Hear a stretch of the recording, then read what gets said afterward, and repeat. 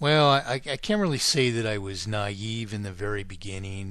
When I first presented, I contemplated presenting mathematically perfected economy to Nixon. Uh, Never trusted the man, and frankly, people warned me I'd be killed if I did so. But that wasn't the deterrent. The deterrent was that the man couldn't be trusted. Um, I didn't believe by the wildest stretch of the imagination that that man could possibly um, truly serve the people. But so the first president that I actually presented mathematically perfected economy to was Gerald Ford, then Jimmy Carter. Now Ford never even, my correspondence was always sent, certified delivery, return receipt requested. I never even got a receipt back from the Ford administration. It was, quote, as if, unquote, uh, the highest office of our republic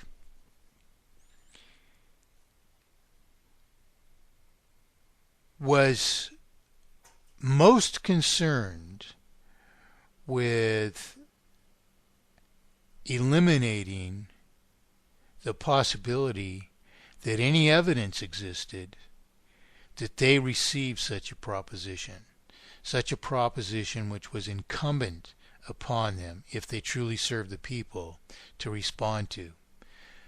I didn't even get my receipt back from the Ford administration.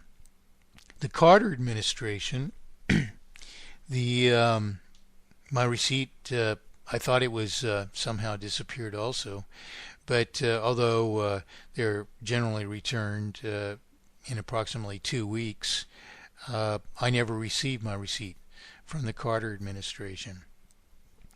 So this goes on through time, with the Reagan administration being the only administration which engaged, that is, sitting administration. There were candidates or campaigns of candidates which, warmly engaged and this proposition of mathematically perfected economy, and which even, warmly anticipated that we would establish mathematically perfected economy. The Reagan administration was the only administration which engaged in discussion, and of course, the position of the president evidently was opposed to it for reasons which have never been divulged, and the reason being, obviously, that no good reason could possibly exist. Of course, you avoid engaging in an argument that you will only lose when you're actually sitting in power, to pretend you're serving the people, so that you can proffer tax breaks for the wealthy.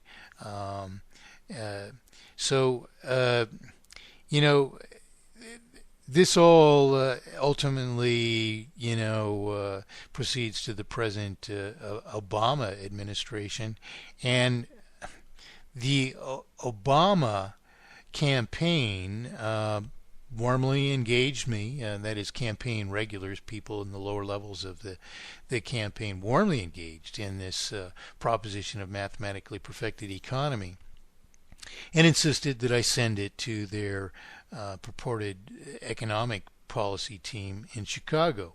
And that proposition was returned without even opening it. Now, why would that be? Would it be because these people have some prevailing argument, even potentially prevailing argument, that there's an alternate solution for inflation and deflation?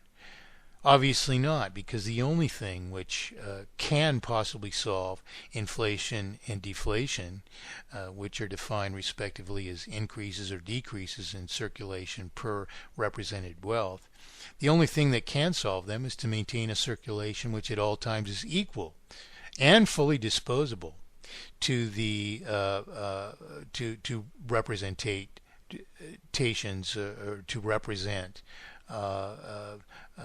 represented wealth immutably. And the only thing which does that is the eradication of interest in mathematically perfected economy in conjunction with this obligatory schedule of payment at no less than the rate of consumption or depreciation of the represented property. Likewise, there's only one solution for inherent, irreversible, and therefore terminal multiplication of artificial indebtedness by interest. And of course,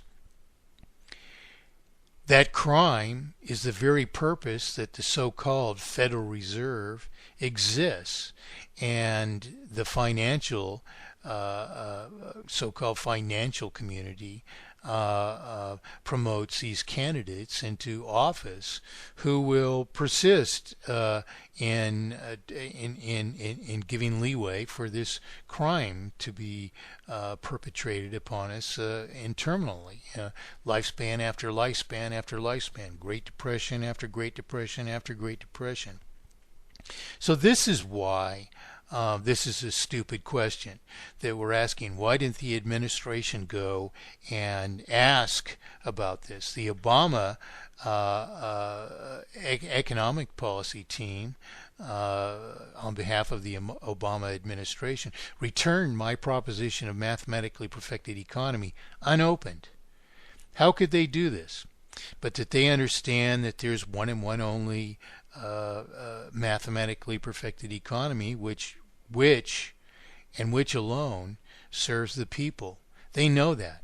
They know that there is no prevailing argument which can prevail over the fact that there is one and one only solution for inflation, deflation, and maldisposition.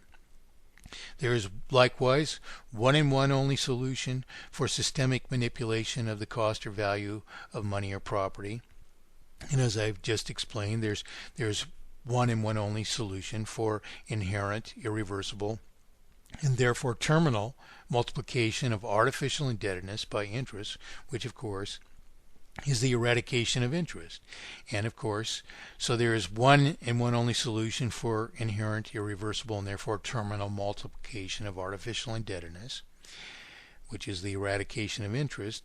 And our second categoric fault likewise has only one solution, because the only powers of the system to systemically manipulate the cost or value of money or property is through these two vehicles, which our first and second or third solutions resolve. So it's the integral combination of our first and third solutions which also eradicate systemic manipulation of the cost or value of money or property.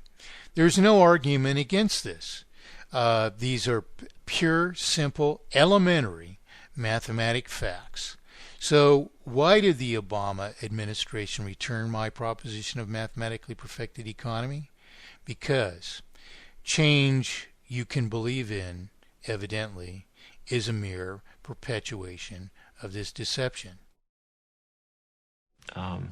Well, first, that's what the regulators, that's their job, right? Their job is to understand the exposure across these different institutions, and they have a very refined understanding that I think became more refined as the crisis proceeded. What a preposterous assertion this is, that first of all, there was a refined perception of the issues, the pertinent issues, and yet this refined perception somehow became even more refined as the crisis proceeded, quote unquote. Well, first of all, obviously there is no refined perception of the relevant issues when we just go on purposely ignoring the fact that this obfuscation of our promissory obligations is inherently terminal, that it can only precipitate in these very consequences.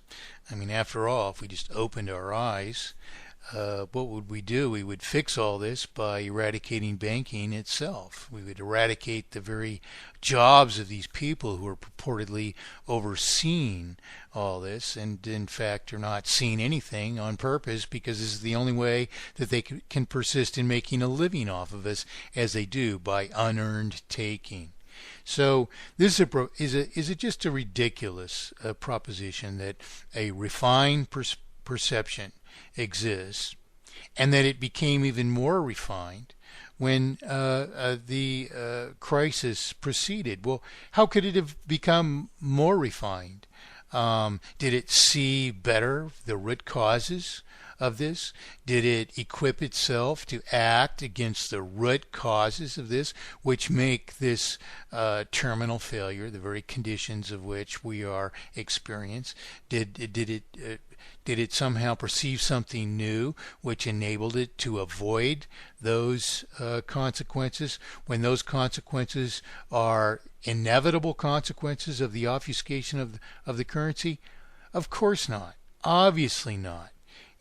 Another stupid, absolutely, it's not even a question. It's nothing but a bald-faced lie.